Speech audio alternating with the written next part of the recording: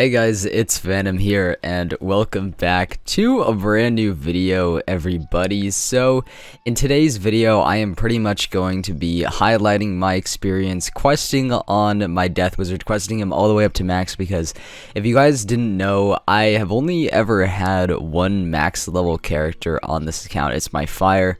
Recently got him up to 140 a couple months ago or something, but anyways, today though, I do want to highlight that I have finally gotten my second character, just a second character, to max on this account. It is my Dustin Deathflame. He's level 140. Just finished up Caramel a few days ago, and I wanted to make this video to kind of, just sort of highlight my experience questing on a Death Wizard, what it's like, and how it kind of compares to questing on a Fire. Because these are kind of the only two schools that I suppose I'm just familiar with questing on, or at least the most familiar. And yeah, I think I can give you guys like a pretty accurate description of what it's like since I've taken both these guys to max. So anyways, without further ado, let's get into it. Alright, so let me just first start off by saying the whole experience of questing on a Death Wizard is just, it's nearly flawless, okay? And what I exactly mean by that is, oh, hi Hunter, but what I exactly mean by that is I actually barely had any trouble questing throughout any of the worlds, and for pretty much all of my wizards, I can't really say that. I mean, Fire was definitely pretty efficient in the way that it quested, but Death, I believe the only real worlds that I had struggled on were Dragonspire as well as, where is it? Celestia. Yeah, Dragonspire and Celestia were kind of the only worlds that I had trouble questing in, because it was kind of that awkward area, like right before you get Waterworks gear and Zigzag and all that, where your gear isn't really quite up to par, and Death isn't really at its strongest point, I suppose, in terms of the level that you're at while you're questing through those worlds. So those are kind of the worlds that I had the most trouble in. But as for just like the rest of them, I mean, obviously early game, you're not really going to run into very much trouble at all with pretty much any wizard, just because of how easy each of the worlds are. And then, of course, you know, you've got your side worlds here. Those weren't too difficult either. Actually, something that's pretty noteworthy as well is Winter Tusk on my Death. After I had gotten Waterworks here, because I believe I did Winter Tusk right after Celestia. So right after I got my Waterworks here, Winter Tusk was actually a breeze on my Death. The bosses there, they're honestly not too difficult, especially with drain spells. They save you a lot of the time. Let me just put that out there. Very, very helpful. Anyways, going into Arc 2 here, once again, when you get the proper gear for your Death Wizard, it's really not that hard. It's really not that hard because Death, in my opinion, is kind of the perfect balance of health, damage, as well as resist. If we take a look at my Death stats here, let me just like equip my Death Culture right now. So these are the stats that I'm running with at max level. It's pretty much more of a glass cannon setup, to where you have a ton of damage, you know, you have not too much resist, a little bit of accuracy, and then crit doesn't really matter. And then I'll get into why this is important later in the grand scheme of Death questing. And then of course Pip Shadow Rating, not too bad overall. This is the setup that I'm currently rocking with. But if I equip different Death gear, let's say I equip my resist pet, and then let's say I go for perhaps maybe, well, what was I rocking before? I was rocking this for quite some time. But if I want to maybe equip the Stargazer staff, then as you can see, my resist jumps up a lot. And then even if I want to equip something else, like if I want to equip the Deathlord's cloak, then as you can see, I can get a pretty decent balance of accuracy, resistance, health, damage. Like I'm at almost 160, rocking 50 resist, 27 accuracy, 7.7k health, with pretty much the same amount of crit rating, and then more shadow pip rating actually, and then the same amount of pips. So Death has like really, really good stats.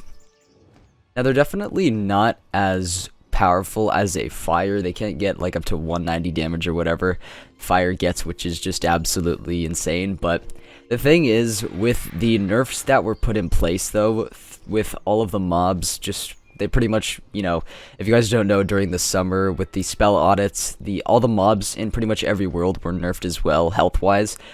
So with that nerf being in place, you don't need to be super duper offensive, and Death, for some reason, at least it seems to me when I was questing throughout the worlds, has like the perfect amount of damage, as well as with the crit changes as well as with the crit changes, you pretty much crit like every single round. You only need like this amount of critical rating to pretty much crit on every single mob. I mean, you might not be doing the most amount of damage. I mean, maybe more crit would be a good idea, but then of course you'd be sacrificing other stats, but they don't really block too often.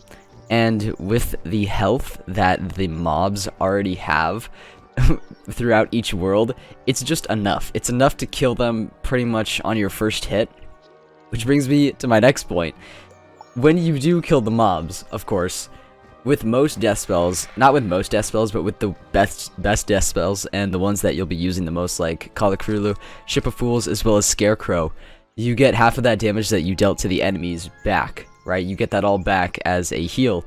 And when you're doing large amounts of damage, because obviously death is like a decently powerful school, especially when you blade up, faint up, and all that, you're going to be healing yourself pretty much for full health after each battle, especially if you're fighting mobs and the mobs actually don't do that much damage to you. Like, let's say you're using Ship of Fools or something. You only need to like enchant this and then maybe put on another blade, maybe a second blade if they're like extra powerful or something. But really, you don't need a lot to kill the enemy and then get all of your health back right afterwards. It's really efficient for questing because it saves you a ton of time after each battle, you know, going for health wisps and everything, because you're already ready to move on to the next battle. You don't need to spend any unnecessary time going for wisps, because you just get health back after every single spell you use. It's so nice. And another reason why that I think Death is definitely one of the best, if not the best school to quest with right now, is because of that spell audit update. Death can actually fully enchant their drains. So if you never quested on Death before, basically you've got these spells, you've got these drain spells that give pretty much 50% of the damage that you deal to each enemy. You get it back with health as a heal, and then if you enchanted them, you would only get about, I believe, like half of the enchant would actually go onto the drain spell. So if I enchant this with an epic, I'd only get 150 damage increase, which definitely would help out the heal, but it wouldn't be as powerful as it is now, where you get the full enchant. So you're dealing a lot more damage and you're getting a lot more health back. So this made Death like the most viable school in terms of questing. Definitely the easiest school to quest with, in my opinion. Definitely just super duper fluid. With each battle, you're just ending with full health.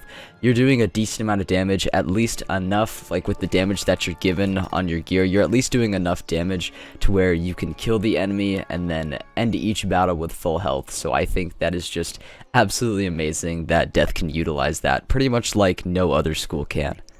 So as I was saying, this unique ability of using drain spells just to get all of your health back after each battle is just absolutely crucial when it comes to soloing on a Death. And of course, I didn't do all of the questing solo on a Death. I mean, I did like live stream. I did a few live streams with this guy as well, but for the most part, I did solo.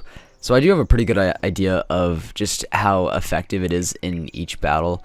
And it's just absolutely crucial. I forgot to mention actually before that I did have a little bit of trouble with Azteca, because I did the world of Azteca on my Death before the nerf, before all the mobs were nerfed, so it had all those, oh god, update health Azteca bosses that were definitely not very fun to quest with. But what I would do for each battle, just one thing that absolutely saved my life, and that what I could only do on a Death Wizard, is that a good strategy that I had thought of, right, was to just blade up a little bit, and of course the Azteca mobs would do a lot of damage to me, and I would get a few blades on, and then I would do an AoE to kill the minion, and then that would heal me back to full health. So it's like I was going into the battle already with just full health, ready to take on only the boss alone. And of course I still had plenty of cards in my deck, so it was all good. And of course Death is a decently offensive school who can definitely play the offensive role,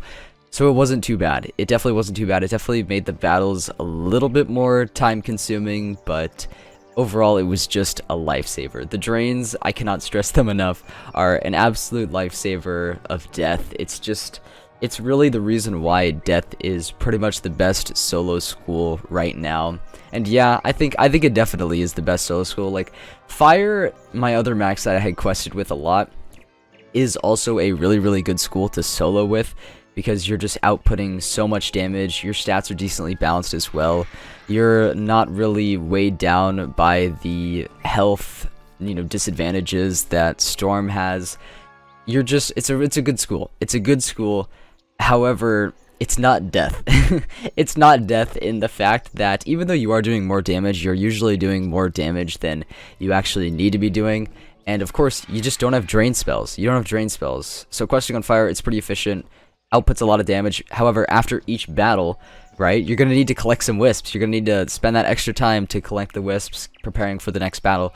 For death, you don't do that. You can just move on right to the next quest. And of course, with fire, you run the risk of dying quite often. You run the risk of dying quite often because you're still lacking a little bit in that defensive department, but it's not too bad. But with death, you have this balance of just defensive, offensive, as well as healing yourself just all the time. All of that combined amalgamates into just an amazing questing experience. But anyways, that is pretty much going to be it for this video, everyone. I really hope you guys did enjoy. If you did, you could always leave a like or subscribe if you did enjoy the video. I hope I gave you some decent insight into what it's like to quest on a death character, and I hope I've inspired you to make a death wizard yourself, because these guys right now, there's really no better time to quest on death because they're just super powerful. Oh my god, just all the different abilities they have, different utilities, it's absolutely amazing. So anyways, hope you did enjoy the video. You could also subscribe if you want. It would really help me out. We're approaching 10K on this channel, and that would be just absolutely amazing to hit. But anyways, thank you for your support. That's gonna be all for me, everyone. I'll see you all in the next video or stream, whenever that may be. So take care and peace out, guys.